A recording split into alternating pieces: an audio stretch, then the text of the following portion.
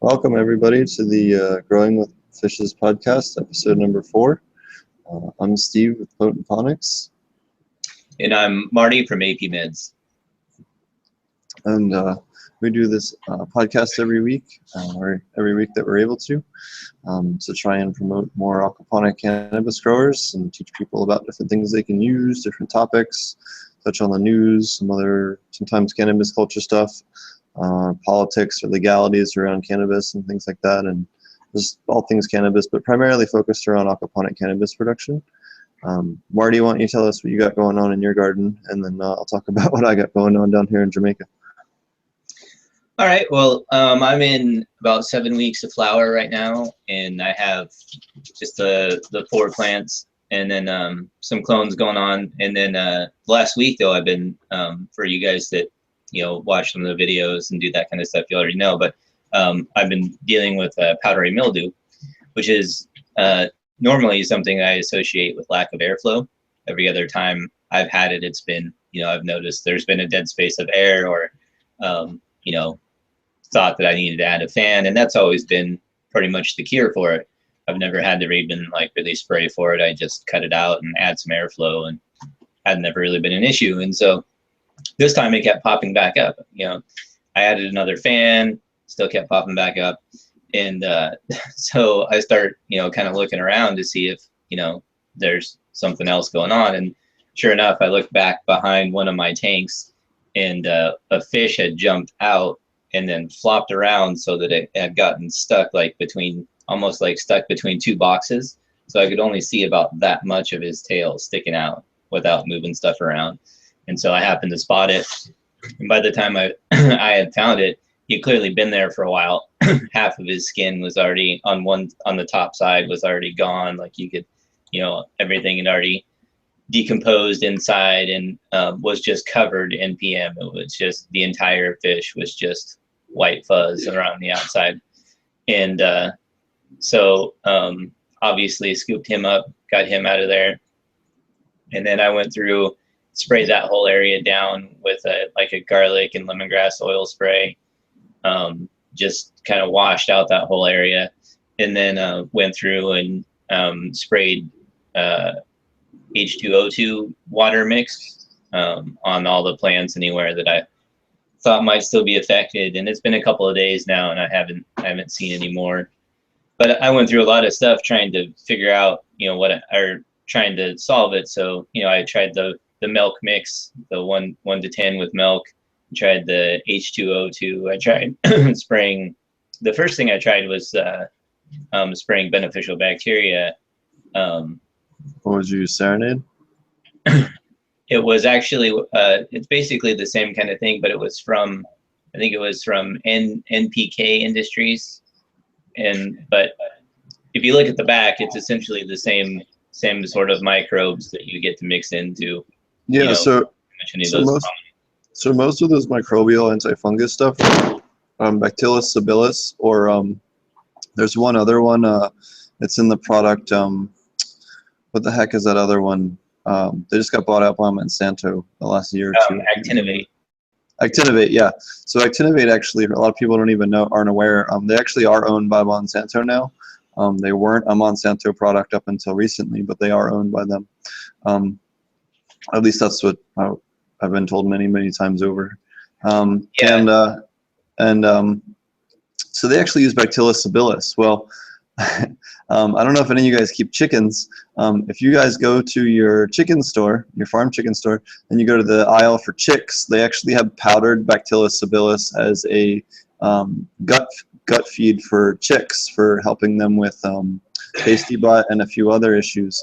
And you can actually, it's the exact same thing. It's just a powdered, stabilized form. So as long as it's not too old, you can actually mix that up with water, and it's like $1 for 3 packets of it. Each one of those will make a half gallon. Right. So it's a lot cheaper. So if you're looking if you're on a bare bones budget, definitely go with something like that. It's not quite as good as the other ones, but if you don't have the money, a lot of people don't have a lot of money. Plus, a lot of people are trying to stay under the radar. They're in a less than legal place where they live. and Right. they, they don't want to necessarily go to a hydro store because they've heard a lot of horror stories. Then go to the farm store and, oh yeah, I got chickens, and it's a lot, so another option for people. Right, for sure. And for me, I didn't want to like wait around and try and find something or order something. Obviously, when you've got you got a situation in your grow room, you can't just exactly order something off Amazon and wait for 2 days. I mean, I don't know if people haven't dealt with PM that often. It spreads extremely fast. In 2 days, it probably at spreading at the same rate that it was when I found it with the fish still in there. It probably would have been over most of my plants inside of 2 days. It grows really fast, and so it definitely. When I was looking for something to do about it, obviously I hit up the grow shop. I was actually hoping that they had, something like modern microbes, or something like that also, because I wanted to try a little bit more of a mix. But when I found that little packet of stuff, I saw on the back that it had the same stuff that was in Actinovate. It has it listed right on there as one. There's like 30 of them, and it's just a little dry packet. You mix it with some water and sprayed on it. And it actually did really well considering that the fish was still in there when I sprayed with it. I can't really give like a fair opinion on microbes for PM because obviously I didn't treat the source of the problem to start with, but it was the first thing that I treated with, and it actually did quite well in keeping it back to where I thought, for about a day or so, I thought maybe I was out of the woods until it kicked back up again. Both the milk spray didn't really seem to do too much, but again, the source was still in there. The first round of H2O2 was kind of the same thing. I was a little disappointed, but again, the source was still in there. So I can't really compare each one of those to each other, but once I got the source out of there and then I sprayed again with H2O2, I haven't had any more since then, knock on wood, obviously. But that's been, I think, about 3 days now, so I'm hoping that's been contained. But yeah, so those are the things that I had to deal with in the past couple of days. But lost some branches, but overall, it's not that big a deal. And So yeah. there's a couple of different ways that you can actually solve PM. So PM is a fungal spore, and the best way and the way that I've traditionally done it is sprayed something like Serenade or a Bacillus sabilis spray, once a week through the system. And then another common one that I do is once a week is something like Kapow or another lemongrass oil or castor oil, or like you were saying, lemongrass oil and garlic oil is another great one. That's very acidic. But if you alternate that between that and like a potassium bicarbonate or a potassium silicate spray, which is super high pH, as long as you're making sure it's no higher than about 8.5 or 9, you're not going to burn your plants too much, you're not going to really risk burning your plants much. And then what you can do is alternate between those acidic sprays and then the very high pH sprays, and go bouncing between a high and low pH on your leaf surface really makes it an unfavorable environment for that microbe. Is another way of long-term preventative. You can't do it as much late in flower because you risk burning your pistils and stuff like that, but you can definitely use that in veg if you catch it in time. And like you're saying with the beneficial bacteria works extremely well. I've also done a lot of dosing with the Bacillus sabilis directly into the fish tank or the sump, and allowing it to be uptaken via the root system. The other one is I really haven't seen PM a whole lot since I really paid attention to my silica dosing and started really dosing a lot more for silica, because the silica makes a much stronger barrier on the leaf surface and on the cell surface that allows those allows those leaves to get a stronger protective barrier to prevent those mold spores from penetrating and getting established in the first place. Because what happens is that spore kind of sends down some mycelium into the leaf surface, and then it gets established, and then it starts to spread across the leaf. That's why it spreads so quickly, as it gets into the plant and then it goes across. But just because you have it in the part of the plant doesn't necessarily mean it's systemically across the entire plant, which is a common myth out there. It could mean that it's on that branch or on that whole leaf or on that section of the plant, but like you did, you cut off the sections that were real bad because you knew that they were, again, it was systemic, and that was the worst of it. You know what I mean? You were able to control it, nip it in the bud, and it was no big deal. Yeah, that's obviously it can get into the plant, and people talk about it being systemic all the time. But I really think that, you know, as long as you essentially trim off what's there, or you trim off, you know, like for instance, if I find some on the lower portions of a branch, I'll just trim off that entire branch. And and I think that it definitely err on the side of cutting out more than less, you know, like nobody wants to go around and play that game of, oh, well, you know, that's just a little spot, you know, maybe it won't this or that. No, you come back tomorrow, you're going to be playing this game all over again of whether or not you should cut the next branch next to it. And, you know, it travels via air. So most of the time, you know, people have fans blowing in there anyway. So it can really end up just about anywhere from that one little spot. So my recommendation is to just err on the side of cutting out extra just to make sure that you get it. And the only thing that I have to say about the oil spray is just that I use it in veg all the time, all the way up until about 2 weeks into flower, and then I stop using the oil spray so it doesn't start getting absorbed into bud growth. And obviously that kind of depends on, you know, some strains aren't, you know, haven't flowered that much into 3 weeks. You know, sometimes they're pretty thin and you just have pre-flower. So as long as you're still in pre-flower or veg, I would say that the oil spray is fine.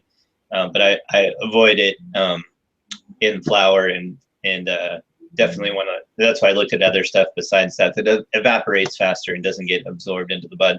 I was a little hesitant to do milk. Actually, I wasn't sure that I even wanted to try. Plus, when milk dries, I mean, it kind of looks like PM. It's just a white powder on your leaf, and it's like, well, is that just lactose or is that PM? It's hard to tell the difference. I mean, it's not. Right. You can tell if they're side by side, but it looks very similar. It makes it difficult. It's just kind of one more thing you have to, you know, you have to check on all the time, and can give it a place to hide, a little camouflage, if you will. So I actually only did milk on a few test leaves, and so it definitely was a concern that it would get absorbed into the bud. After that, it was kind of pretty much just going with the H2O2, and it seemed to be doing quite well. But I think we lost Steve.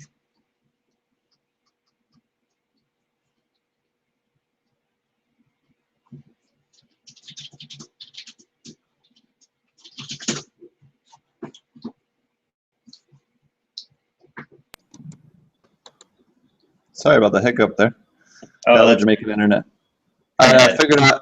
Actually, I made a script, so I don't know if you noticed it connected within a couple of seconds. So yeah, it should be a lot smoother now. I actually spent some time working on that the other night. So nice. Yeah. So yeah, I did only try the milk on a little test section just because I was concerned about that, and it did, when it dried, it did leave that film on there, which I eventually cleaned off with the H2O2 because of that reason. You just get paranoid about whether or not it's PM or not, or PM is in there, and you have to check it every time and look that much closer. So finally I just cleaned it off and cut off anything that I didn't feel comfortable with. So I did end up cutting off probably about a third of one plant that was sort of right back there where like right above where the fish was probably the biggest loss. Other than that, I pretty much just, you know, defoliated a lot. I didn't have anything that was like up in buds or anything like that. So I did lose quite a bit of shade leaves, which is obviously not ideal by any means, but it's better than getting it up into buds and losing the buds altogether. Oh, for sure. So that's been my week. How about you, Steve? I had one other thing I wanted to add about PM. So since I started growing in the dual root zone, I've actually been adding a little bit of the Bacillus sabilis, or using a microbe mix. In fact, recharge and modern microbes. And there's a third one that I use that I don't have the name of with me at the moment because it's not in front of me and it's back in my house in Colorado. All three of those that I've used and do use have Bacillus sabilis in them, and I always make sure that I really load up my soil layer. And I've found that since adding a soil layer in the dual root zone, I really haven't seen PM as much. Even back when I had a greenhouse, and I'd even have it sometimes on the zucchini or cucumber once in a while, it never spread to the cannabis plants because and the zucchini and cucumber weren't in dual root zones. You know, they were just straight in the normal aquaponic beds. But the fact that it has that terrestrial layer where that heavy Bacillus subtilis layer, sorry about that, the heavy Bacillus subtilis, right next to the ocean here, so there's a road on the other side of us because we're right next to the ocean, so I can't 100% do everything about the audio. I apologize to everyone about that. I've tried to find a different, more audio safe. This is the quietest place I can find in the house. So, but yeah, so the Bacillus subtilis, if you have a soil layer, especially in a dual root zone system or dual root zone planting method, really helps provide a place for that Bacillus subtilis to thrive in the root zone and really get going and breed out into a much heavier population and being in the root zone where it can be uptaken by the plant and help plant, you know, challenge that plant's immune system and make it more resistant to those PM issues. Right, and I've also been reading a lot in the PFA group about being able to treat it with labs, which is essentially the same kind of concept. And the only issue with that was that I didn't have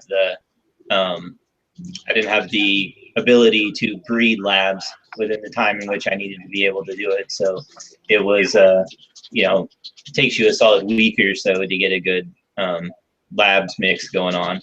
So I didn't really have that option at the time. But that's another thing, if you have some on hand, like I made a small batch just in a little jar and put the whole thing in my worm bin. But if I would have added some molasses to say half of it, I could have just kept it in the fridge for up to 6 months. And then I would be able, you know, then I wouldn't be able to do that. So if you do end up making a batch of labs, you know, just save some in the fridge with a little molasses. And then that way, if you do need to treat for PM or you just want to, you know, dose a plant or a bed or something that you feel like is underproducing, you know, then go ahead and do that. I've only put it in my worm bin at this point, but the next batch that I put in, I'll probably add some directly to the beds just to experiment with it.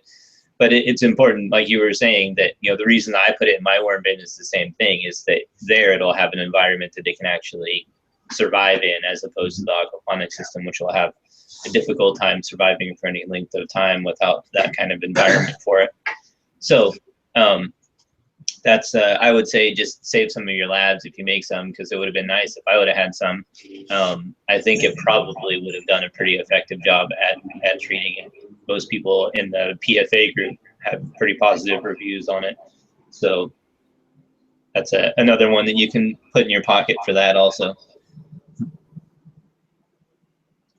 Yeah, there's one of the other cool things I've learned, especially being down here from some of the Rastas and stuff, is they use a lot of coconut water and coconut extract for doing compost tea.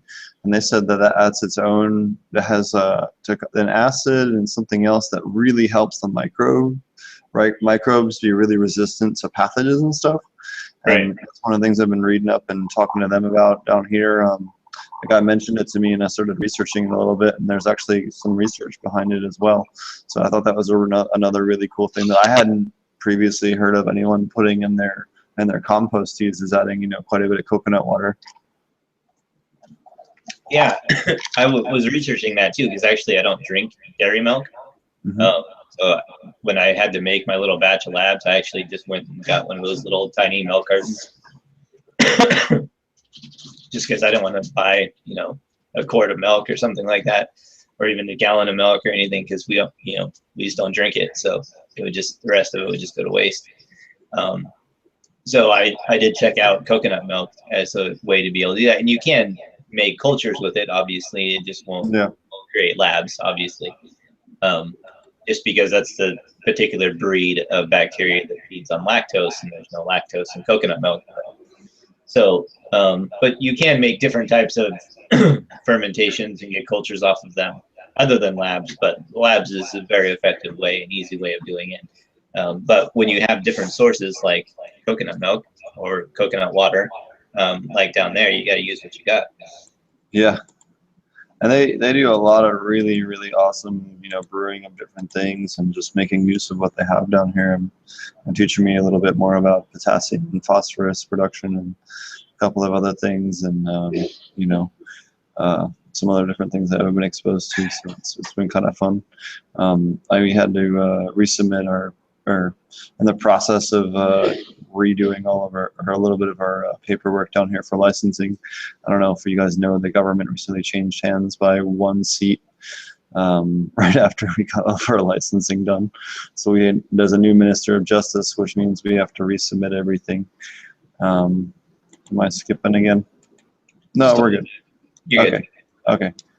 Yeah, so there's a new Ministry of Justice, so we have to resubmit all of our stuff, and they're supposed to start applications on April 4th. They still haven't taken it yet, so we've just been making sure that we have everything 100%. We actually expanded our program a little bit since our first version of this, so we have a few more people on board. Another company that has joined us since then down here in Jamaica, so we're in the process of just kind of finalizing everything so that the moment we're able to resubmit everything, we're all gravy. And we're in the process of building out. Here we have a kind of like a bed and breakfast / training center. We'll be able to have herbs and a little farm stand, and we'll have a cannabis growing training center. People can come down and stay on the beach, right across the street from the beach, and everything here soon. And in a couple of months, we'll have a place where you can learn how to grow cannabis and Ponics and have a nice little vacation in the process, and all that. And it'll be pretty sweet. So that's where I'm living right now.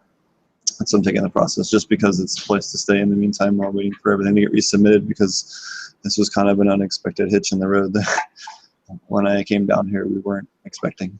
So right. What are you guys building out right now as far as systems? So we're building out a whole hillside here. In the next 2 weeks we'll have the bamboo delivered to start building the framing everything out. But we're going to be doing kind of like a trellis system out of bamboo. We'll be doing all kinds of kitchen herbs and other production herbs, along with ganja and cannabis, in this nice little training facility that'll both be a training facility for our workers, our master growers that we're going to teach to train up other people for our couple different properties. We're going to be able to bring them out here, teach them how to grow on a model system that's the same thing, just much more scaled down, and be able to produce everything from fish to veggies and everything like that. So that'll be really great while we're waiting on the rest of our licensing to go through.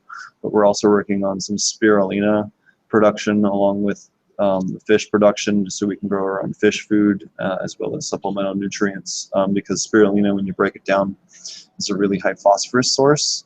So if we can, when we dry it out and concentrate it and then bake it, and then once it's dead, brew it back into a tea, it makes a really good phosphorus supplement for us to work. So it's really nice. So that's one of the other projects we're working on, which I don't know if anyone else is doing at the moment. So it's kind of a cool, kind of on the cusp of one of a few different projects that are kind of cutting edge on as far as sustainable production.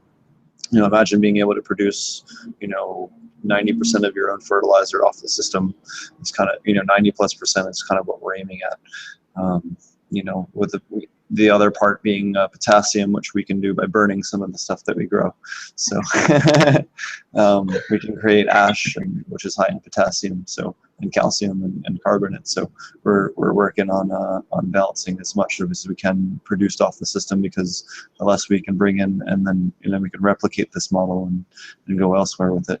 There's plenty of places around the world that grow a lot of ganja and a lot of cannabis. You have all parts of Africa, parts of Southeast Asia, parts of South America, all are growing a lot of cannabis. And if they could bring in tourism and do it more sustainably at a lower cost to even the farmer, that's even better, and produce medicine and all kinds of other crops. You can make 55,000 different crops from the cannabis plant, between medicine and everything else. So yeah, that's cool. So are you guys using the bamboo for like a big NFT system, or? Yeah, so the bamboo we use for NFT, bring that back, for NFT, and for doing the framing. We can build all of our framing for the grow beds out of bamboo because it's really strong. And then what we can do after that is, tie that all together and then put our liner inside of it, and we can actually make our grow beds and our fish tanks out of that. It's super strong. It'll hold the weight, no problem. All we have to do is, frame it out with it. So it actually works as a really good building material, and it's super cheap down here. So when we were comparing the price between that and a lot of other options, we're pretty much going to go with block, a few, rebar, block, and bamboo is going to be our cheapest setup. Right on. Not to mention, there's sections of the island where it's kind of becoming invasive. So there's areas where they have unlimited harvesting. You can legally go there and take as much as you want, and that's pretty great. So if you're trying to build something out, you're helping them clear cut an area where they don't want it and everything else. So. Yeah, I mean, bamboo obviously is pretty famous for growing fast and growing everywhere. And especially in the tropics. Right. Yeah, even around here, you can find it growing, in relatively thick patches. There's on my property down in Northern California. I mean, it's just barely over the border. I think it's like 12 miles or 15 miles or something like that from the Oregon border. But it has like 2 or 3 patches of pretty thick bamboo growing on it. Also, basically anywhere it gets, consistent water and not too cold. So right down on the valley floor along the creek, it grows pretty steadily. So some other things, we had to do a quick trip around to take care of some paperwork, and we ended up going by Orange Hill. I'm sure you guys have probably all heard or seen about on if you guys ever watched Strain Hunters and stuff. And we got a nice. It's a cool Strain Hunters. I like the LD. Nice big old pile of charas, straight from Orange Hill. Can't complain.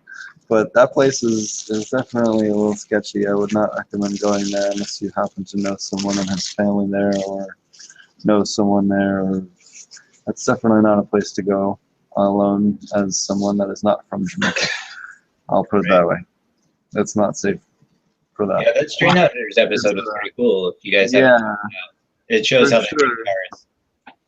Yeah, it's a palm rolled hash where they take it and they take the buds and they roll them. Or they have fields of it and they roll the buds in their palms, and then they take their thumb and you do like a down. I'll show you here. A down and a half twist, a quarter twist, and you can get the hash to come right off your hand. Similar to scissor hash and all that. But it is so good and super strong. And it was definitely awesome to see different parts of the area. I definitely didn't. I wasn't comfortable pulling out my camera and risking pointing out the fact that I was just a tourist. But it was pretty awesome to experience and to see. We'll have we're gonna go back out that way, and this time we'll be back in kind of on the edge of it, and hopefully I'll be able to get some footage of some stuff this time on the second trip through. Hopefully sometime between now and the next 2 or 3 weeks I'll have some more footage of that. We'll take some video out that way. This first trip was a little sketch, I'll be honest with you. So we gotta be but yeah, it was definitely different, and definitely different than anywhere else I've been so far in Jamaica, for sure. Yeah, I mean, it's interesting to at least be able to check that out, though. Oh yeah, for sure. I just wouldn't recommend it as a normal tourist destination quite yet. Right.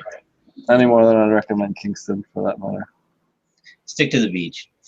Stick to the North Coast if you're visiting, or Negril.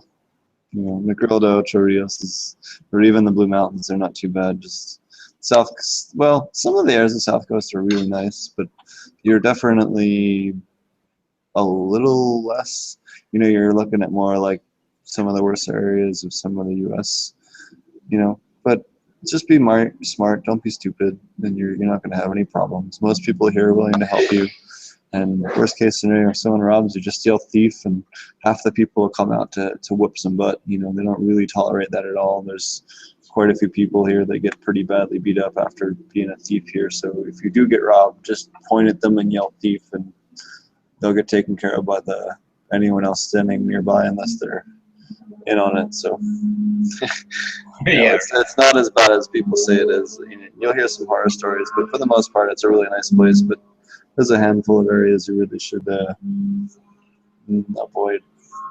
Well, yeah, like I said when we talked about this before, the same thing applies to Portland and Oakland, and Philly, New York, yeah, Chicago, Miami, anywhere really. yeah, there's definitely some places where if you don't know somebody, you should just keep your tourist ass out. Yeah, for sure. There's just certain areas that are for locals only. Yeah. So, what else you guys have going on down there besides that? Are you working out? You mentioned that you were getting the stuff built out, getting your licensing done. What else you been up Yeah, to down so there? we've been in contact with a university that's going to work with us on some of the compound isolation and some research into like medical stuff.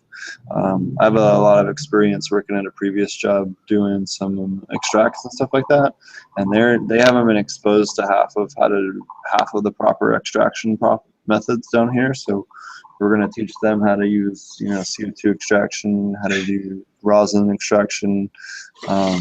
We have another friend of mine that's going to be hopefully coming down here soon in a little bit. That's been doing some terpene extraction back in another part of the country in the U.S.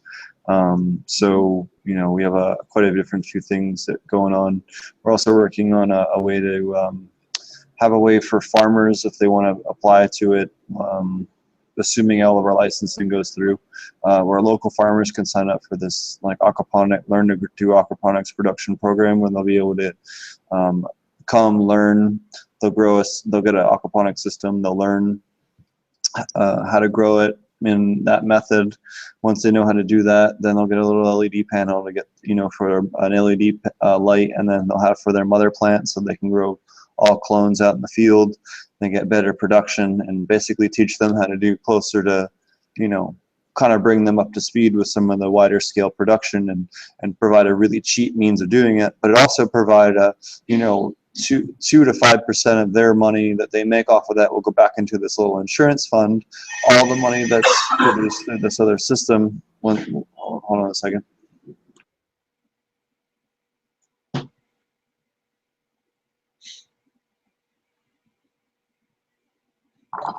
Sorry about that. So what will happen is they'll pay a tiny percentage back into the system.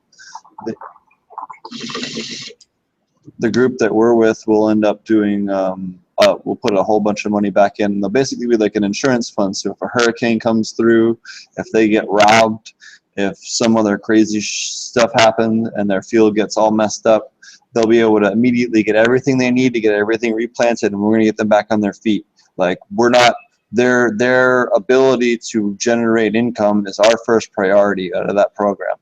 But basically we'll be able to turn their stuff into extracts, and then once we have them growing the right strains, we'll be able to produce medicine for that down in Jamaica. And we have a university down here that's going to be doing a bunch of lab testing and research with us, and help working on the medical part of that, and basically being our doing all their research, and we'll be providing a whole bunch of stuff for them, as well as medicine for people that need it down here, assuming all the licensing works. But I don't think that'll be much of an issue. Cool, man. That sounds good. Actually, one of my favorite things to smoke, I don't know if you can see this or not, I'll try to hold it up, but inside of my wand, it's this oil. You can see it just runs. It's like a liquid. So it's fully activated, decarboxylated, and you can just pour it out. It takes a little while for it to build up, but what's cool about it is you can smoke it, you can eat it, and you don't really have to do anything to make it. Obviously, it's not anything you do in production, but just for shits and giggles, reclaimed, vaporized is it's pretty strong. I freaking knocked my neighbor out with it. He doesn't smoke very much. He came over the other day, and I put some on, and and he smoked out, and I think he took 2 hits, and we like tried talking, like just bullshitting for like 5 minutes, and he's like, "Oh, I gotta go lay down," and he just left. So he was pretty out of it, but it's definitely strong. It's kind of a cool little thing for if you have a wand, if you've wondered about it. I wasn't sure what it was to start with. I mean, I've had this for a while. I actually had a different wand vape before this too that did the same thing. But it's pretty cool. You can actually add it right to lotions as well, since it's already decarboxylated. So kind of cool. That's awesome. Yeah, I haven't done too much with that. Sorry, I had a little Scooby snack there. Yeah. Have you had anything else going on in your grow aside from your PM and all? Just been pretty much consumed with that. I mean, I have all the stuff to put together the new cloning area. I got the shelves. I picked those up. I'm gonna line out the plywood with some so I make a plywood frame for the fish tank. And then I have some, it's like 1/4-inch foam insulation, like a, I can't remember what they call it, R-Tech or R-board or something like that. Basically, it's just a 1-inch piece of almost like soundboard. And then I'm going to put that in, and then the fish liner. So I'll have a little insulation around the tank as well. And so I'll have those to build out and have all that stuff to do. I've just been busy doing other shit. And so I'm probably going to get started on that today. Now that I got this PM situation under control and got everything cleaned and yeah, so picked all that stuff. I put a new, I don't know if you remember I had a front porch aquaponic system just for fruits and veggies and stuff. And so I'm getting ready to get it set up again since we're finally getting some sun back on the front porch this time of year. The sun swings over. Our house pretty much sits basically east to west directly. So in about, I don't know, I would say in a month or so, we'll get a lot more light because the sun will be just over the top and leaned over so that the sun comes in from on this side of the house for the front porch. So I put a new floor in there because it just had some old crappy plywood down on it. So I threw down some more plywood and got that all fixed up. So I'll be working on that system probably also in the next, I don't know, probably week or so. That place sent me the fish tank liner. It's like a whole roll of it. I think we lost Steve again. Reconnect, Steve.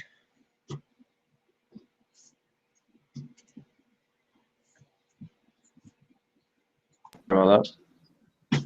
There you are. Yeah. Sorry about that. So yeah, I have that roll of stuff that company sent me, the Ultra Skim or whatever it's called. And it's I think I have like 77 square feet of it that they sent me. So I'm gonna build a bunch of stuff out of it. So I had barrel beds, half barrel beds, which I love. I love barrel beds. I don't really have an issue with them, but since I have all this stuff to use, I'm gonna make a couple of beds for the front porch out of the Ultra Skim and the tank out of the Ultra Skim for the front porch system, and we'll get that going, which is great. I love having a system that's like, you know, close to access. My systems in the backyard are always nice, but it's always, you know, you gotta walk all the way out there. It's probably like, I don't know, it's not that far, but it's nice and convenient to have. Like if you're just cooking and you want to go grab some sage or some thyme or something, it's nice to just be able to walk over and trim some off and throw it in the pan.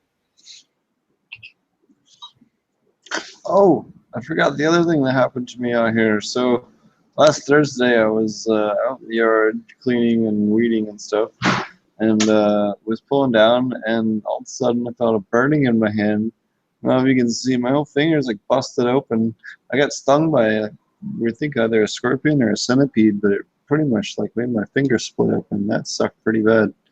But I had to, end up getting treatment for that and everything, and it sucked pretty bad. I was in a hell of a lot of pain I almost forgot about that just because I've had so many different things going on in the last 48 hours or so. But yeah, that sucked. Yeah, I guess don't have those in Colorado, right? Yeah, well, it may be down by Pueblo, but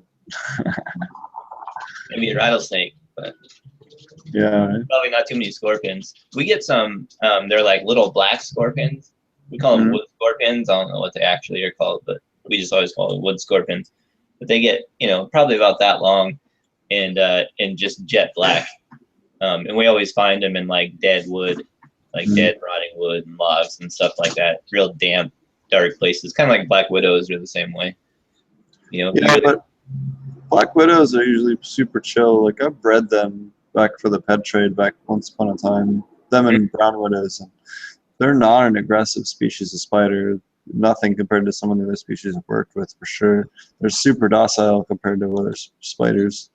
They'll run away far before they'll ever try to attack you. Right.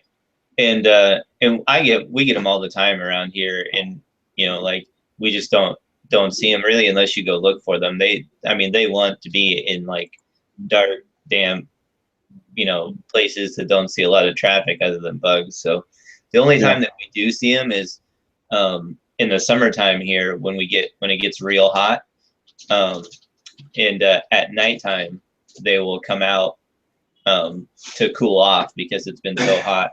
So they'll like in between my house, so my house wall and the cement pad that it sits on, there's like a little bit of space like right under here where they're always hanging out in there.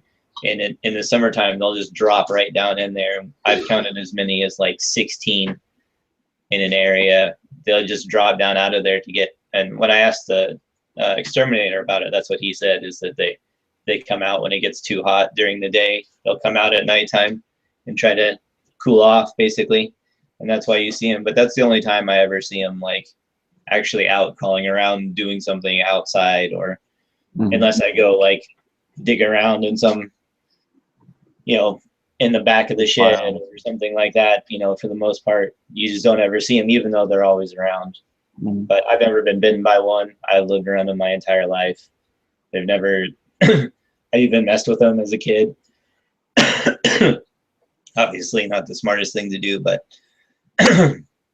even then it wasn't like a lot of other spiders that I messed with, which would, they would rear up and, look like they were going to fight as opposed to run. And the widows almost never did that. They would just run. Yeah, for sure. I wanted to mention there's a group of people down in the south. I think it's Louisiana, or I forget what state it is, to be honest with you. But their website is called igoponicsmobile.com, and they're basically trying to build a little mobile RV to teach children about aquaponics in different schools, and they're looking for funding. So if you have a couple extra bucks, definitely consider giving them your extra change or whatever you have to spare. It's for a good cause, teaching kids, kind of like an Artmobile. If you guys live in the Northeast, we have the Artmobile. There's other different, traveling, educational mobiles out there, but this guy's the first one I think I've seen around doing an aquaponic one, so definitely please consider donating to him. It's for a good cause, and I can't think of a better person to give money to. Yeah, I saw your post on that. It looked really cool. I was checking it out. Yeah, he's a cool guy. The guy Facebooked me, and he was all super pumped that I was going to mention it. So, the other thing I wanted to mention real quick while we're doing my still going, my video froze, but I still have your audio. I can hear you. Oh, great. We're also now on our podcast is now hosted on the Dude Grows Show, so definitely check them out and check out realgrowers.com. They have a whole bunch of cool stuff over there. They're hosting us now as well, so shout out to those guys and appreciate them giving us the opportunity to have a wider audience and reaching more people as well. Yeah, that's awesome. Yeah, so I'm going to also try and do some articles as well on there, and you'll see Marty and I's stuff up there in the future. Yeah, I checked out the website. It looked pretty cool. Yeah, we just finished getting it all set up the last day or two, so there was a little bit of a delay. We were hoping to get that done sooner, but things take time, especially when you're far away. Right on. So you had a couple other things you wanted to talk about. I mean, we already touched on the microbial stuff a little bit, but did you want to talk about like modern microbes, and Mammoth P and some of those. Yeah, actually, I guess I had another little segment I was hoping to touch on real quick before we get on with that stuff is, so I was hoping to start a new segment this week, and, you know, hopefully you guys can write in and give us your other questions as well. But basically, it's kind of like, can I use this in an aquaponic system or with my aquaponic cannabis? Because that's something that we get, at least I know Marty and I get questions on all the time. And I had two, go ahead. I just send the questions to you. If anybody asks me, I just be like, yeah, Steve. So so I pretty much did that as a job at my previous working for the aquaponics source and stuff like that. So we worked in the lab and we were testing all different kinds of things. So we had two different products that we've had people ask us recently. The first one is a product called Natural Up by Earth Juice. And that product raises pH. Both the products we're going to talk about today are pH up products. The first one is called Natural Up by Earth Juice, and it's the 99.5% potassium bicarbonate, and it's totally fish safe. Just remember that using bicarbonate will help raise both your KH and your pH, so it will do a better job at stabilizing your pH than the next product that we're going to talk about for a longer period of time. But you know, it can, if you use it too much too long, if you do that, it could build up a carbonate buffer if you don't allow it to drift back down. Now the next one we have is Mad Farmer Get Up, which is primarily potassium carbonate, potassium silicate, and potassium hydroxide. And now this is super safe and it's great. It's safe. It's great because it has potassium carbonate and potassium silicate, which is awesome because the potassium silicate adds silica to your system as well. Just remember that because it has the potassium hydroxide, you do risk overshooting your pH a little easier than with other products. Yeah, which means you're going to need less of it to go farther, basically. You're going to use a lot less product and it's going to go up a lot faster than with something else. Yeah. And we're not sponsored by any of these people, just for the record. Nobody's given us any money for any of this. We're just talking about different products that people ask us about. So if you have a question about any of this, please write us and you know, let us know. You know, if there's a product you're wondering if you can use it in your system, or you know, you're stuck and you're only able to have a short list of products, shoot me an email at potentponics.com, and you know, I'll answer it in one of our episodes. And this will be kind of a reoccurring thing. Or if you're watching live, just type it in the chat box. Oh yeah, and if anyone has anything live, does anyone have any other questions at the moment live? I know we have a couple people in live chat. Let's see if anybody has any. We'll give them a minute to type in. I know one of the ones that I get asked about a lot are the Mammoth P is a popular one right now, which is the phosphorus adjusting bacteria. And I have a sample of that on my way, but I have multiple people around here that I know that use it in their living soil setups and swear by it and say there's a noticeable difference in their plants within just like a week. So, and most of these guys are, you know, people that have grown the same strain over and over again on production runs. So they have a pretty good baseline of what their plants and strains should be producing and know that there's an increase. So I can't personally say much about it yet, other than the research that I've done on it, which, you know, like I said, it's a high concentration of microbes that are specifically bioengineered, or maybe not bioengineered, Selected, bred, I guess. You probably know the better terms than I do, but essentially they breed these and put them in high concentrations in the Mammoth P so that you can release them and have all of those doing all kinds of good stuff. But basically it just makes phosphorus more available, and that's pretty much the main goal of it. From what I understand from their website, there's not really other huge benefits to adding it other than just additional microbial life. So it actually does a few other things. It does make other micronutrients such as molybdenum and a few others available. I noticed a big difference in color All the ones that I have that have a lot of color in them have a bit, you know, noticeably more color to them since using that product. And I've used it quite heavily since I got it first introduced to it. I guess back in January before I left, and I'm back at home. I still have a grow going. My girlfriend's taking care of it, and they're using it quite heavily, both in the water and in the soil zone. No problem with the fish at all. There's no detrimental effect with it. In fact, I've used a wide range of microbes, and I don't think I've had a single one of them really have any negative impact on it. A lot of them change the plant availability, but not necessarily the, you know, parts per million level of the water. You know, they're just changing the way that the plant, how easy it is for the plant to uptake it. So it's, you know, you don't really have to worry about it a whole heck of a lot. You can use them pretty liberally, you know, regardless of what you're using, whether it be a recharge or minor microbes or Mammoth P. Right, and we touched on this a little bit last week too, which is that there's a difference between microbial supplements and nutrient supplements.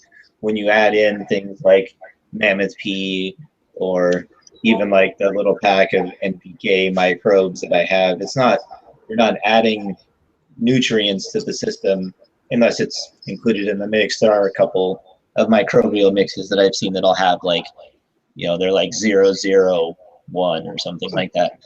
Yeah, it's just a little bit of seaweed basically to feed them. Right, not too much, but there's a difference between, you know, adding a supplement to your system and adding microbes to your system. The microbes are just beneficial bacteria that are going to help break down what's already there. And so for the Mammoth P are focused mostly around that, the modern microbes, which we are around phosphorus, and the modern microbes are focused more around nitrogen fixing stuff from the stuff that I've read. And I've used modern microbes in my worm bin as well. I just had a little sample of it that I got from one of my buddies who had a sample of it. So but I threw it in there, and I would say both the modern microbes and the oils, you know, made, I guess, different enhancements. After I added the modern microbes, it seemed like the fuzz across the top, the mycelium, established faster. And when I added the labs mix to it, it seemed like it would break down food faster. So things were, you know, if I put a banana peel in there, it would break down and be consumed faster than what it was before. So those are my observations from using those in just the worm bin. And I'll probably start adding them directly into my system as soon as I get finished with all my other projects and bullshit I have going on. But when I think what I'm going to do is add them to the worm tea. When I mix it up, I'll just add in my beneficial nutrients or beneficial bacteria right into my worm mix right before I pour it into the system. Just divide it up that way. Seems like easy enough way to do it. Yeah, that's actually a great point, and something that I don't, you know, you don't really hear a ton of other people talking about is, you know, adding those beneficial microbes to your worm bin and to your earlier compost phases rather than directly to your soil, because if you can get them to start breeding out even earlier in your nutrient cycle, that's even better, because you're just going to end up with higher populations on the back end.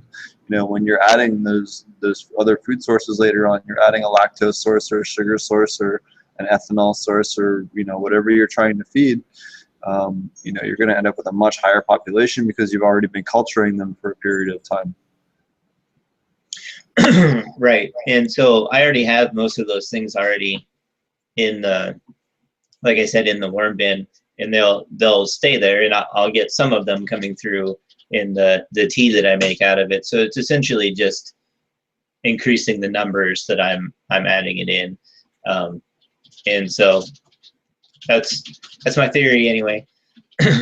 We'll see how it works out. And that's something else that's important too. You know, the more microbe diversity you have, the better the product you're going to end up with. That's one of the benefits of using dual root zone, is that, you know, the upper half is your terrestrial microbes, the bottom half is your aquatic microbes, and, you know, the ones that are going to primarily colonize the terrestrial zone are going to do that. The ones that primarily want to colonize an aquatic zone are going to do that. You're getting kind of the best halves of both worlds.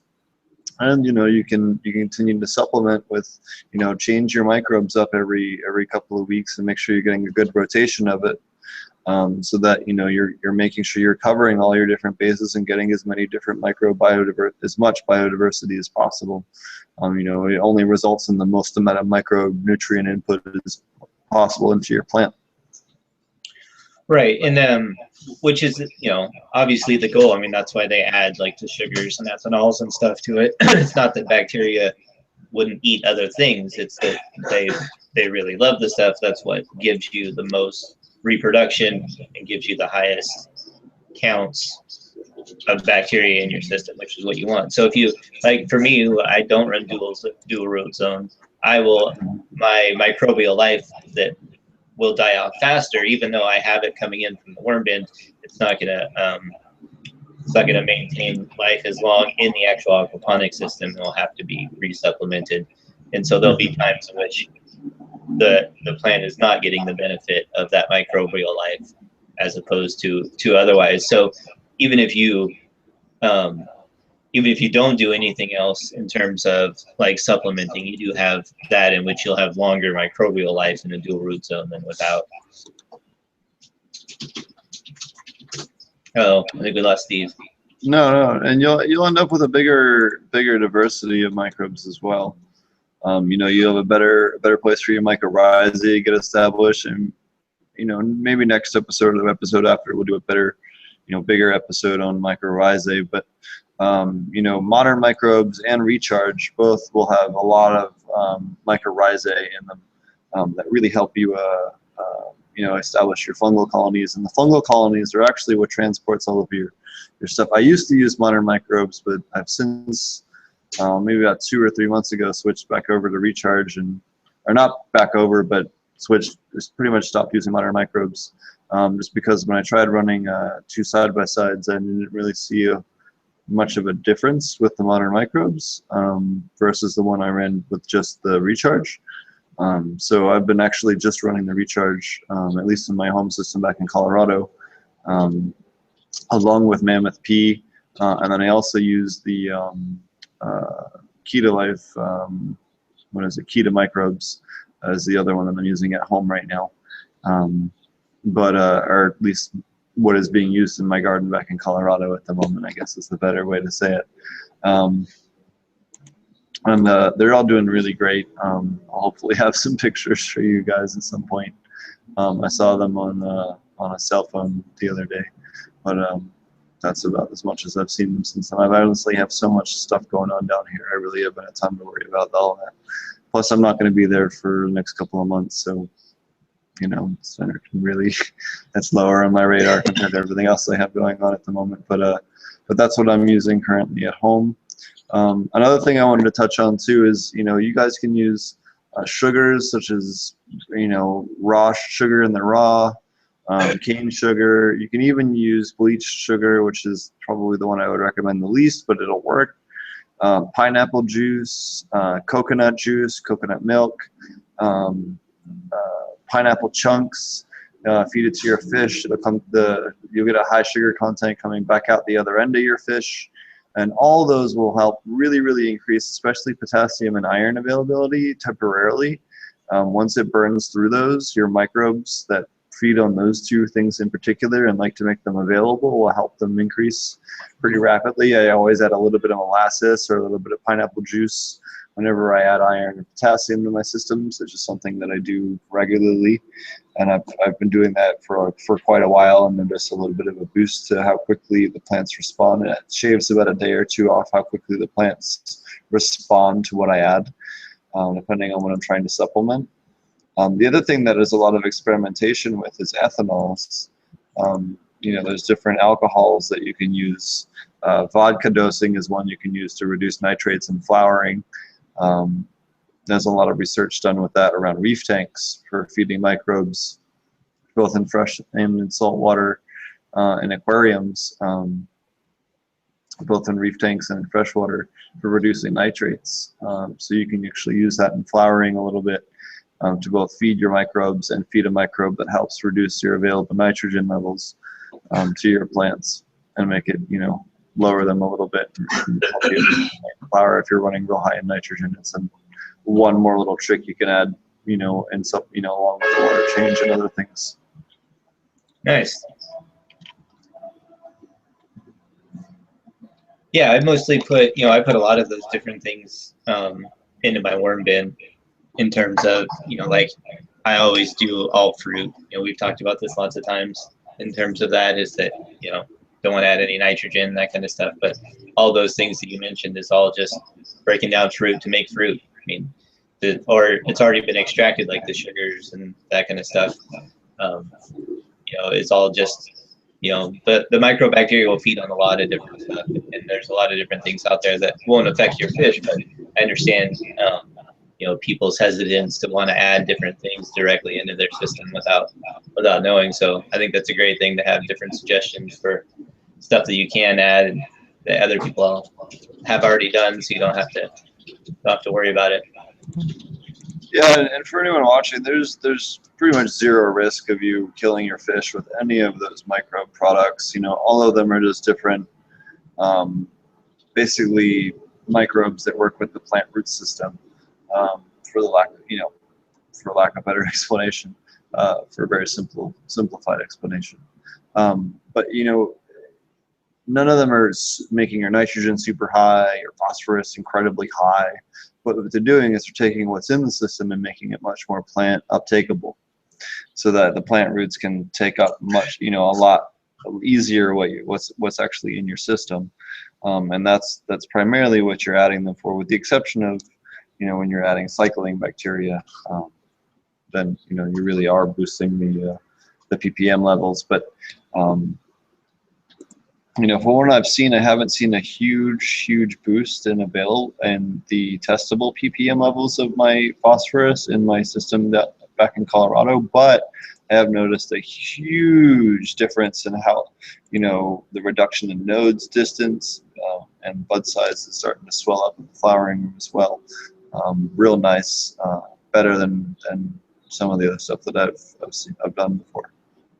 Not all, but Yeah, I've heard a lot of the same stuff from other people too. Like my buddy that does the living soil grow, I think he's only about maybe 4 weeks in the flower right now, and he says there's a noticeable difference in the size of the flowers and the amount of frost that is present early in the cycle. And again, this is strains that he's done before, so he has a pretty good idea of when that stuff should happen and what size flowers he's gotten before in the same room with the same lights and same genetics, all that stuff. So same thing from him too. Bigger, better flowers, which can't argue with that. Yep. And when you use that with something else like recharge or one of the other microbes, you can really get the full spectrum that you're looking for, because all these different companies have different, they all have a different formula that works really great for them, and there's a slight variance, but a lot of these guys work together and and have their different things going on, and or have overlapping ones, but they don't have maybe 4 or 5 different microbes, but that might dramatically benefit the other ones that you have. So definitely diversifying a little bit is a really good idea, and definitely you'll notice a difference between the plants you do and don't do that with. But even on the days that you're using just water, I know that I do, when I do top feeding in my dual root zone, I'll do a day with fertilizer and then a day with just water. But the day with just water, I'm still feeding microbes, because there's really no downside to that. Right. And I do the same thing, like especially for the last week or so when I've been spraying a lot of H2O2, I've been, redosing beneficial microbes, because obviously that H2O2 is going to kill off everything, including the beneficial microbes. You try to keep it out of the beds and all that stuff, but I figure some of it is probably going to get in there anyway, even if it's just on top. So I go back through and try to boost after I go through and spray the H2O2, I try to go back through and spread a little bit of worm tea around. And then I also mixed in those other microbes from the NPK Nutrients, I think is the name of the company. and they have specific packets. They're just like little powder packets that you mix into water to activate them. It's really simple to do. And there's a list on the back. I'll send this stuff to you. And I basically just got it because it was what was available. And like I said, I noticed on the back that it had the same stuff that a 10 of 8 had in it. And that was pretty much what I was focused on at the time. But I'll send you that stuff. But I pretty much figured the same thing, which was that the more beneficial bacteria you can add into the system, the better. And they didn't have anything else, so that's what I went with. Process of elimination, I guess. But I definitely go through and try to redose beneficial bacteria if I spray anything that's going to suppress them. So even the garlic and oil sprays, about a day or so after that, I'll usually come back through with just water and beneficial microbe mix and get them spread back out again. Yeah, it's definitely something that you want to pay more attention to, because it means you can end up using a lot fewer, less nutrients in the long run. Save you a little bit of money on the back end. So. Right, and you want to have, if you're knocking out bacteria, you want to add some back. So one of the other cool things I saw recently, there's a company in Netherlands or in let me double check this here. I actually have a link to it. I think they're out of the Netherlands, and they have this thing called clone seeds, where they can take tissue samples, even from plant latent flower, put it into this little gel cap, and then basically get a whole clone out of it that grows just the same as a seedling, because it has this, plant hormone and some other stuff in this little gel capsule. They're not available to the public, but it's pretty close to being available for sale in the commercial market. They're hoping to bring it to market by the end of the year, it looks like. But it was a really cool article. It was on DutchPassion.com, and the article was on clone seeds. And I thought it was a really, really neat article on kind of the bleeding edge of cannabis production, because we've all had a plant where we didn't have another seed or another clone, and it was really killer, and for some reason this, that, or the other, we didn't have any more genetics for it. This would allow you to take a piece of bud, even latent flower, and cut it off and put it inside this little capsule, close it up, and then wait a period of time, and then you'd have a whole new little plant growing from the same genetics, and it's kind of a whole new era for cannabis production. It's kind of neat to see some of the really trippy stuff like this. I thought that was really freaking cool. Yeah, I've read a lot about tissue culturing, and I know one guy around here that does it. And he posts in one of the groups all the time, one of the local groups here for Southern Oregon. And he talks about how they do it. And, from what he says, that in some cases, you can even, they've had success doing it from a dried bud, which is just, obviously that opens a lot of things up, I guess, for people who are in that same situation. I know people that have, that save, the last bud for special occasions of different kinds and sorts of things like that. So I'm sure that there'll be some people that will definitely pique their interest on that. And they talk about it almost every time you post it. He posts sort of the little process that he goes through, and he just uses little test tubes. You can actually, you can look up how to do it at home. But what you're talking about is like sort of a plug and play version of it. I looked it up after you talked about it, and it was basically, like you're saying, you basically get like a little capsule that you put it inside there, and they give you all this stuff to mix up and what to do, and you can do it with your own stuff. And I think if they can get it to the market, I think they'll do quite well with it. I think it's very cool. They'll sell the crap out of that thing. It's just really neat. I'll buy some. Yeah, for sure. So one of the other things that came up is yesterday, Australia, the state of Victoria, legalized medical cannabis. They're going to have medical cannabis production, and they're the first state in Australia to to legalize medical cannabis. So congratulations on that. That was pretty great. Yeah, now they can start fucking up legalization with the rest of us. Oh yeah, now they can do local ordinances and potency laws and all the other ridiculous bullshit that we have to deal with. The next thing was the DEA is going to hold hearings again on whether or not cannabis should be Schedule 1. The FDA has completed their report on and submitted to them, I guess, a couple of weeks ago, their findings on cannabis and whether or not it's medical application. So we're going to see what both the FDA and the DEA has to say about it here in a couple of months. And that'll be interesting. Probably more bullshit, but we'll see. And then the other big news story lately was Howard Marks died. For those of you who don't know who Howard Marks is a world-renowned drug smuggler who worked from everyone from the CIA to the KGB and everyone in between. He was arrested for a while. He came out once he was released from prison. He was known as Mr. Nice because he used a convicted killer's something nice's passport when he was trying to flee the country. One time he bought it from him, not knowing who the guy was. And that was how he ended up getting caught.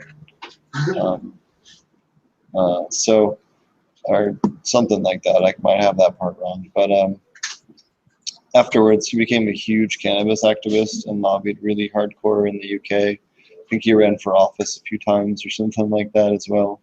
But he sold stuff for the CIA and a whole bunch of other really nefarious stuff involving the Reagan administration and a few other people back in the day, and he helped expose a lot of that as well. And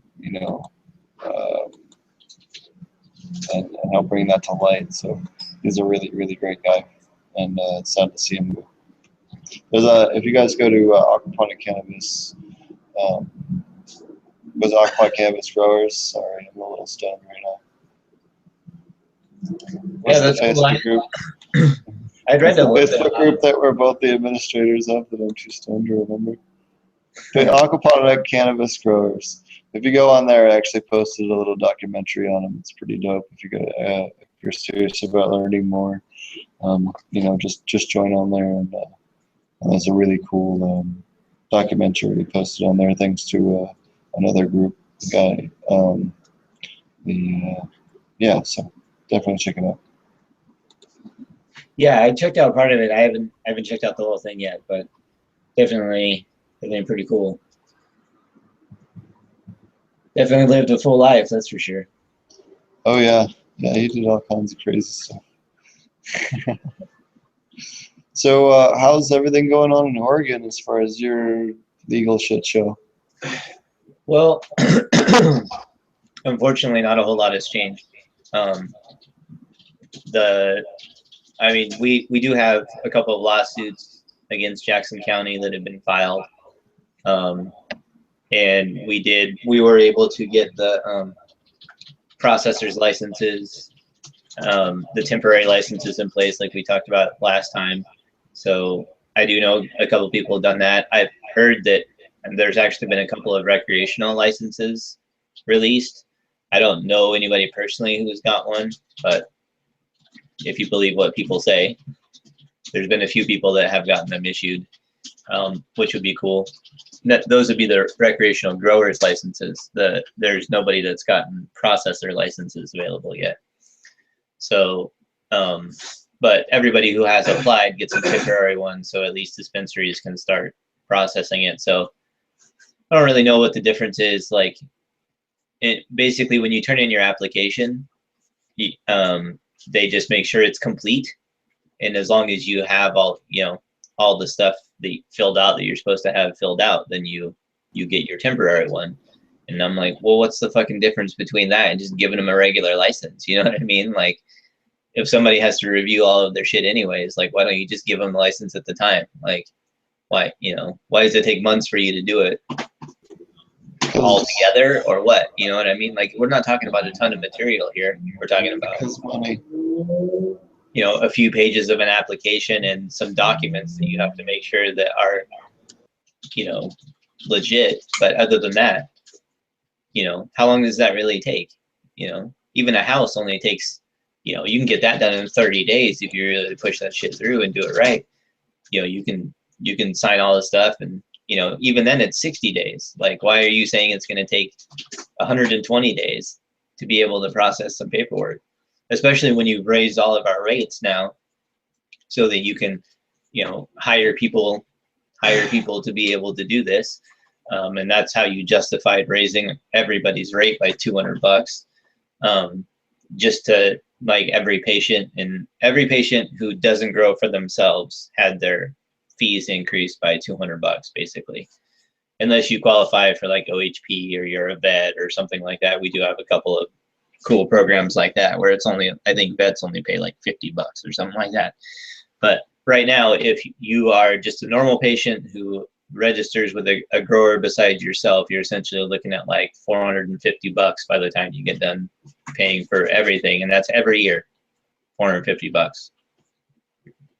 So that's, you know, it used to be $250, now they increased it. So even in spite of all that extra revenue and everything else that they're supposed to do, they're still saying it's going to take 120 days to get those things processed. And I don't understand what takes so long. If you look at the actual information, you know, there's just not that much to review. I don't understand why it takes 120 days to make sure that everything is where it is. And they do that now anyway. They look it all over to start with before you get your temporary license. Like, why not just do it right the first time and have it done? And I would say 30 days is reasonable. It's probably, you know, longer than it should take. I'd say it probably only take 7 days if you're really doing it right. But I don't know. It just seems like just more red tape, more ways to only keep the people growing that you want growing.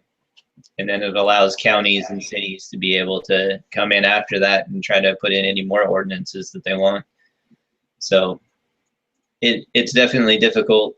We get baby steps. We get, you know, here's some temporary licensing, and we still have all the, like we talked about before, the edible concentration stuff. Nothing is changing on that. So we're still going to be the state that has the lowest allowed amount, I guess you would say, in edibles. I don't remember what the percentage is, but it's crap. It's like 50 milligrams per edible or something. Or something. It's really dumb. Whatever it is. Really badly low. Yeah. So They just need to come up with a grading system, like a proofing system. Like, give people the high end shit, but like people need to be able to understand the potency. This is why Colorado adopted lab testing for all their stuff. You know, you have to have on the label what the cannabinoid profile is and the potency. But then the customer knows what customer can use that to gauge their own dosing. Just require that. This isn't hard. They already do.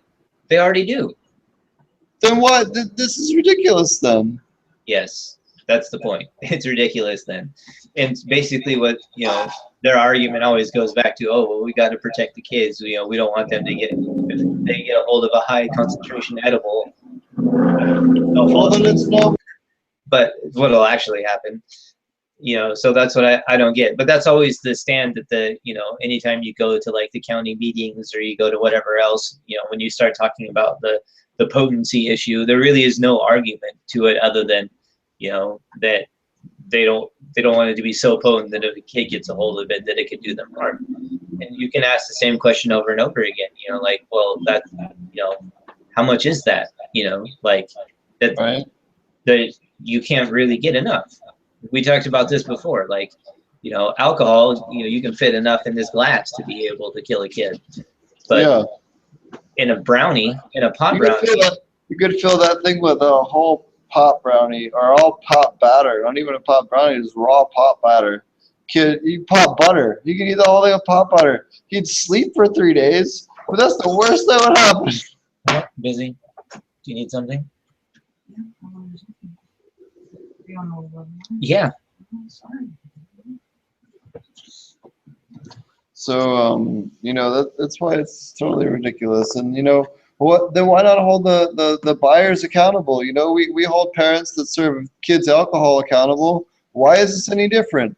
You know, just the parents should be in charge of keeping this shit away from their children. No, the same way we do alcohol or anything else or prescription drugs. This is not. Right. This is no difference to this. So you know, why this needs to be treated any differently is asinine.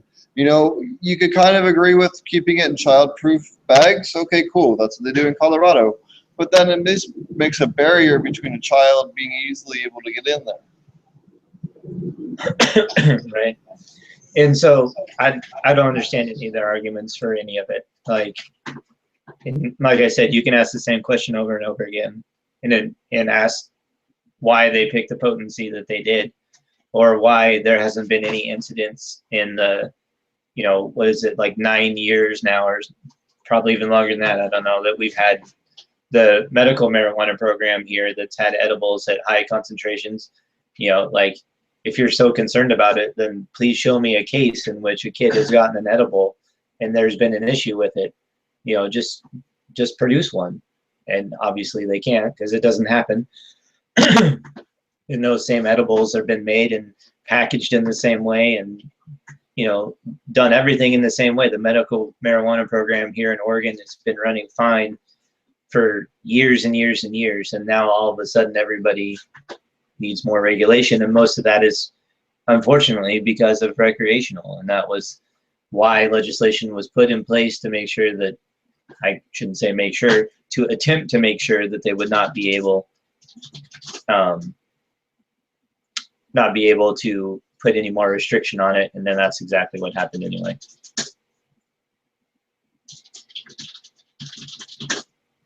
You're on mute.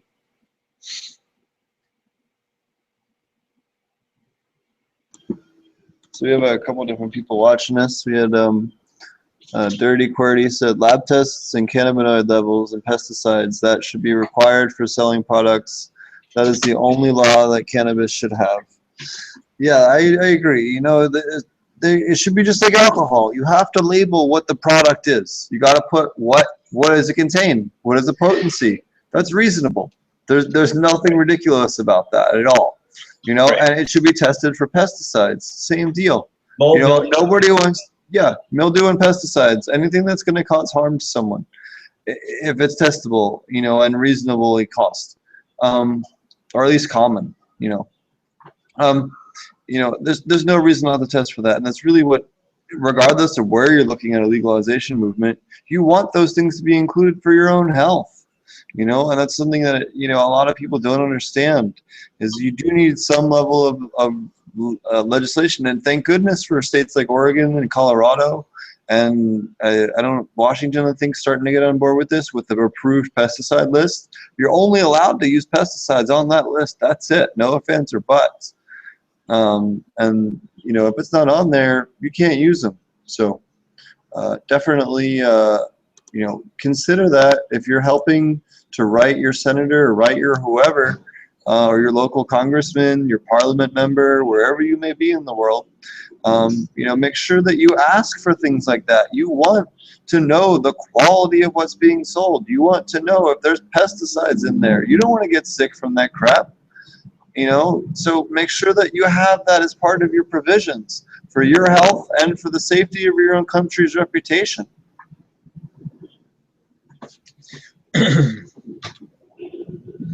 Yeah, I think that there's really nothing else that needs to be tested. Like, I completely agree with what he said, because I feel like as long as you can create quality product, you should be able to take it to the dispensary and have it sold.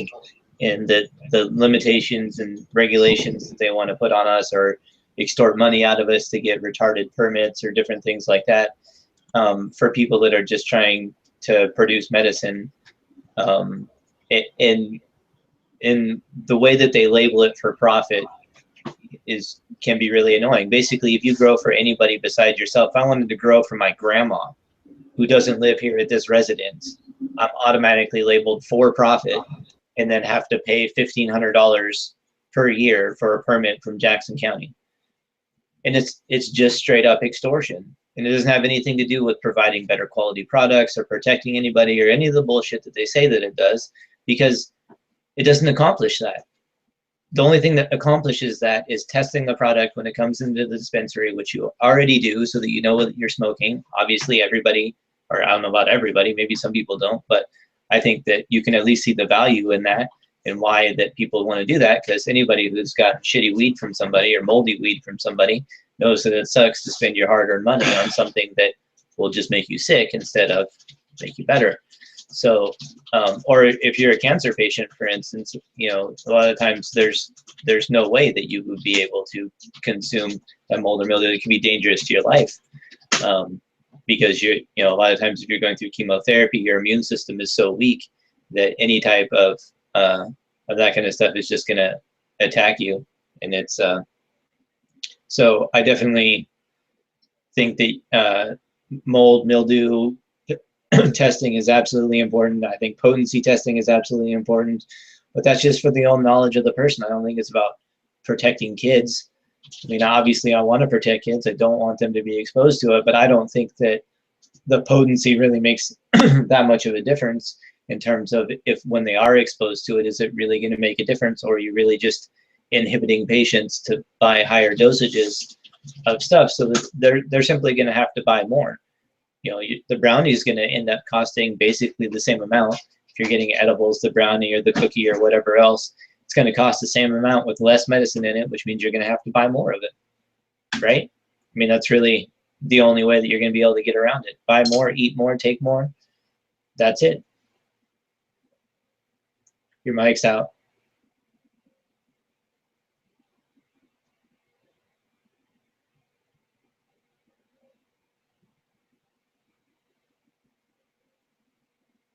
I got no sound at all.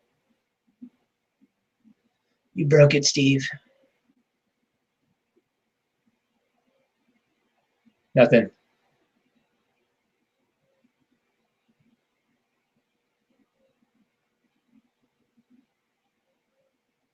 Oh, how are we doing? There you go. Awesome. Sorry, I have no idea what happened there. You're back. My microphone switched to a different microphone. I don't know why that happened. I lost my train of thought there. What was the last thing? We were talking about edibles and Oh, posts. yeah. Well, they just want to sell more units and make more tax money. You know, this isn't hard. It's just about, again, it's about greed. There's nothing about this. It's not about greed.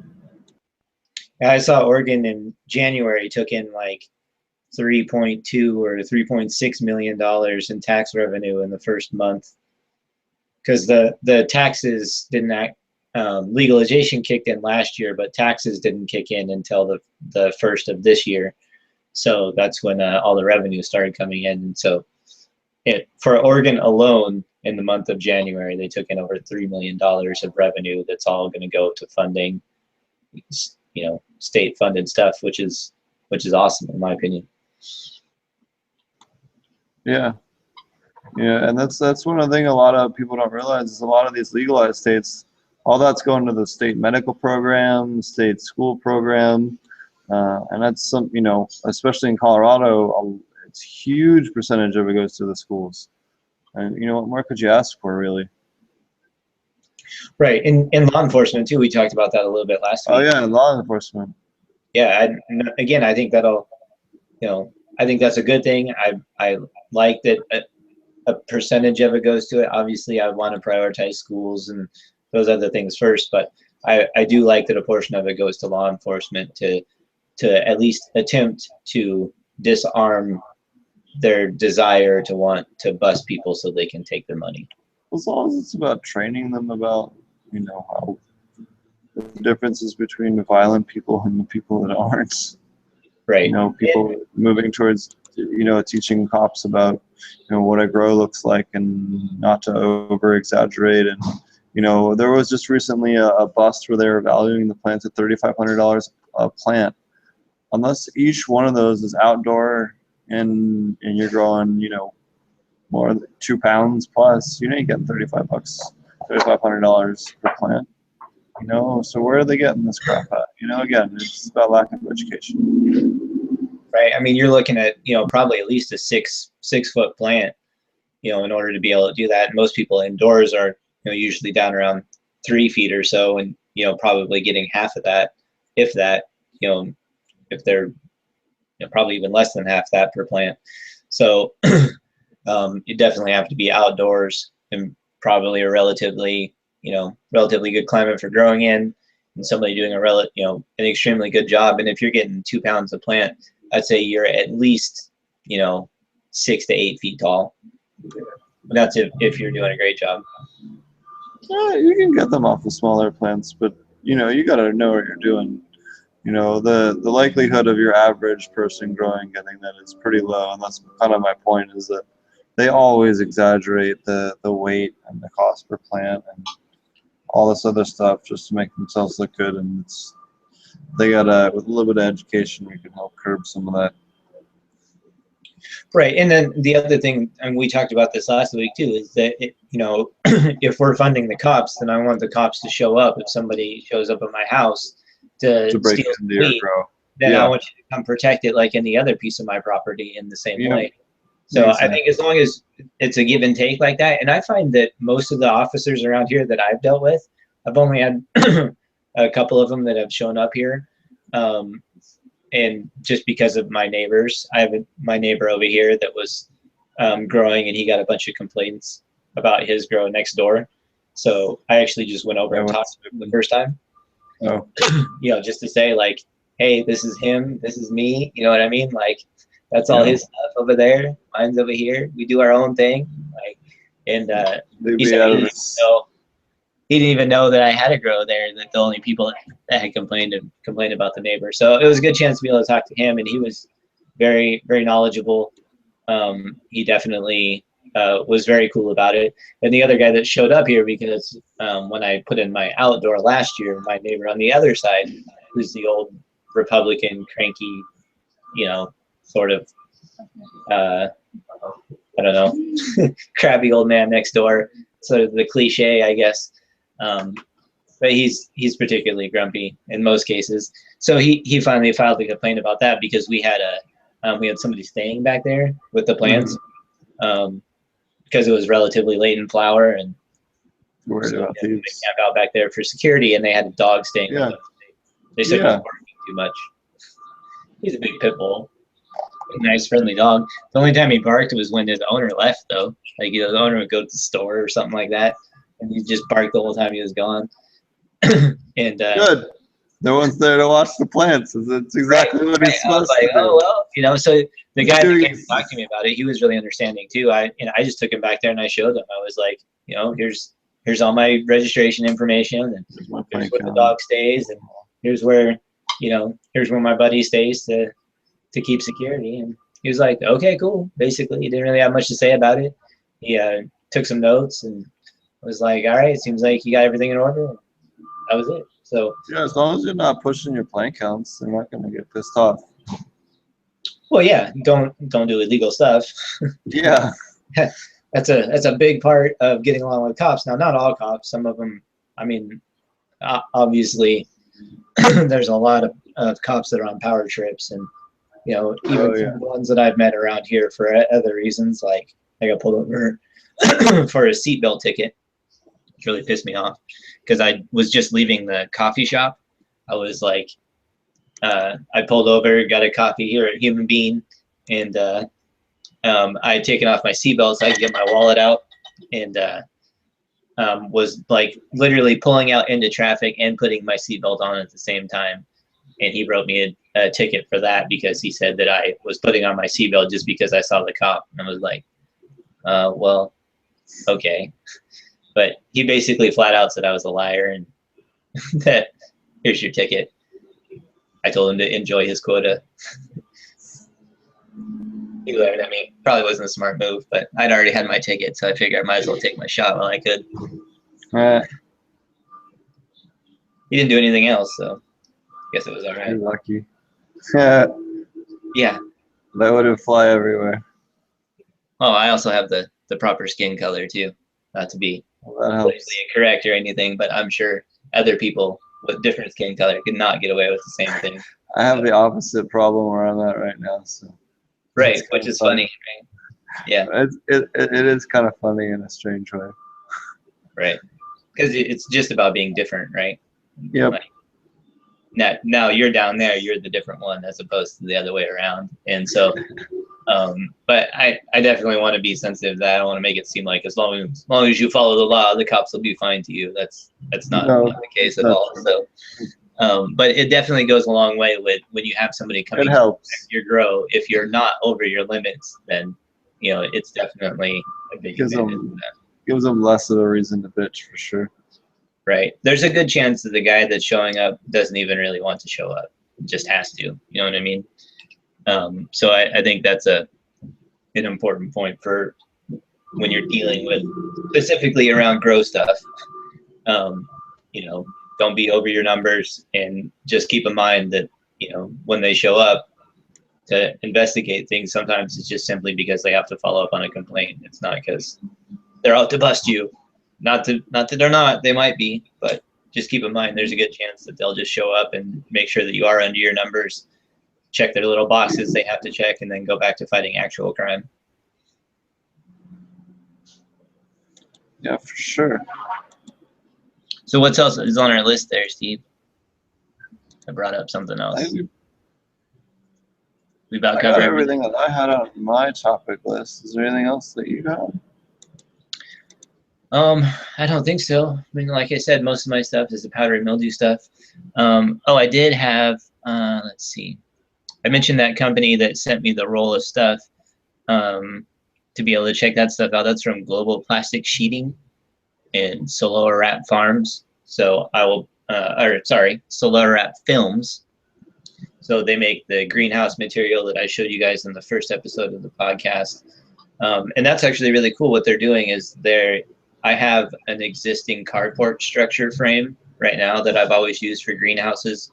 I think it's a Max Canopy AP or something like that. Anyway, I've always used those because the frames are pretty cheap. They're only like $150, and you can just put plastic over them. So I've always used those for greenhouses. And so now I have, now that I have those and we want to put their type of material on it, they actually are going to build a structure that's exactly the same specs as this one and figure out how to install it and how it's going to work the best, and then send me the plans to do all of it. So that's pretty cool of them to take the time to do that. And like I said, they already sent me the Ultra Skim stuff that they sell from the Global Plastic Sheeting out of San Diego. So I want to give them a shout out. If you need some Ultra Skim or some greenhouse material, go ahead and check them out. They have the Solar Wrap stuff. It's like basically the bubble wrap kind of insulated stuff. It creates a lot of insulated pockets and a lot of tensile strength from having those in there. So they wind rated up to like 140 miles an hour and like 3 feet of snow load. So if you're looking for some greenhouse material that will last a long time, or it's specifically in harsh environments. I know I talked to one guy from Canada the other day that was looking at putting in a greenhouse and starting an aquaponics grow. I don't remember his name now. I'll have to look that up. But anyway, so if you're in any of those places where you get a heavy snow load or you get high winds, like on the coast, for instance, especially on the coast, because a lot of times you can't grow outdoors on the coast because the salt water can be an issue. I know a lot of the coastal growers up here complain about it.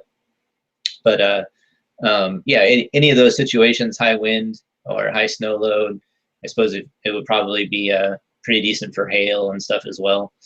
So if you have extreme weather, go ahead and check them out. That's about the only thing I had. Alrighty. Well, if that's it, I guess we'll wrap things up. Definitely make sure to check out over at Do Grow Show. We have a whole section on aquaponics under their growers section, grower blog section, I think it is. And then be sure to check out my YouTube channel, which is Potent Ponics. The next 1 to 2 weeks, I'll start having some footage from Jamaica here. It's just got a lot of running around, a lot of paperwork, a lot of kind of stuff that's not a whole lot interesting to you guys at the moment. So you know, ordering materials and all that stuff that's not really that interesting. So we'll get that up as soon as that's, you know, we have some construction and stuff. I got a tripod. We're going to set up you know, kind of a time lapse thing to turn on every once in a while and film while we're building everything. It'll be really cool. So we'll have a bunch of great footage of that coming up, and then I think that's it for now. And then Marty, you want to talk about your YouTube channel? Yeah, so my YouTube channel is AP Meds, like aquaponic meds. Go ahead and check me out on there, or if you hit on Steve's channel, it's on the featured channel list on the side, and vice versa. If you hit my channel, you can find Steve's on the side over there. And are you gonna have your girlfriend shoot some videos of your girl back home? You should make her Yeah, I'll get her do some video on there. I just haven't had a chance to.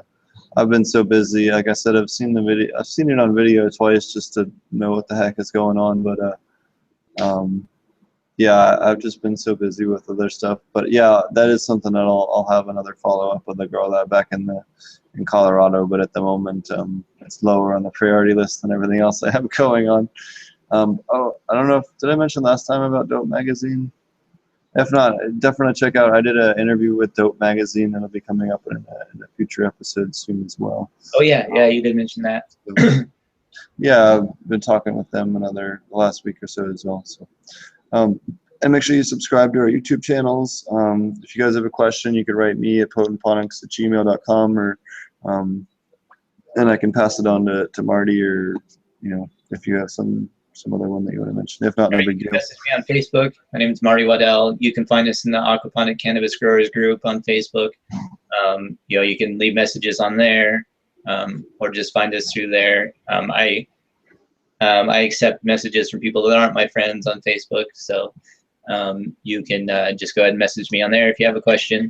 On any of the YouTube channels, you can message me directly on YouTube, which is kind of a pain, but you can do it. Or you can just leave a comment in the comment section on any of the videos, especially the podcast. If you watch or you're watching along after this has been posted, and you have a question, then just go ahead and post it down at the bottom, and we go through and review those.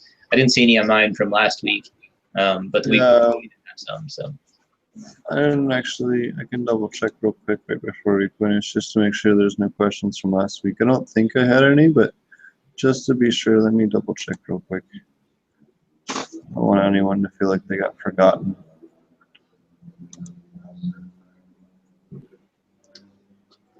Check here.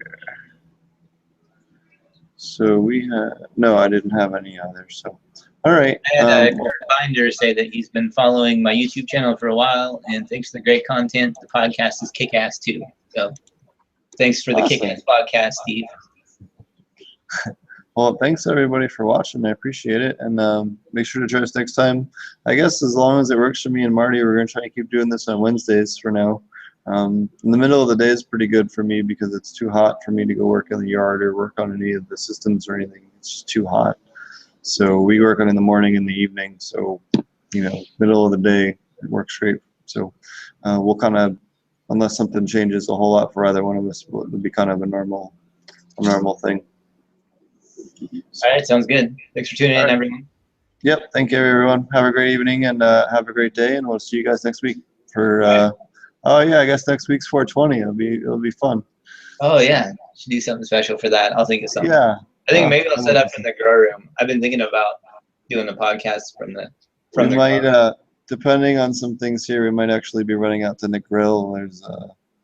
We're trying to find a festival or something to go to out here. Somebody told us there might be a 420 festival out in the grill. We'll see what happens. No promises yet. We're trying to see what's going on, but that's a possibility. So we'll see what happens here. All right, sounds good. I'll talk to you later, Steve. All right, see you guys later. Cheers.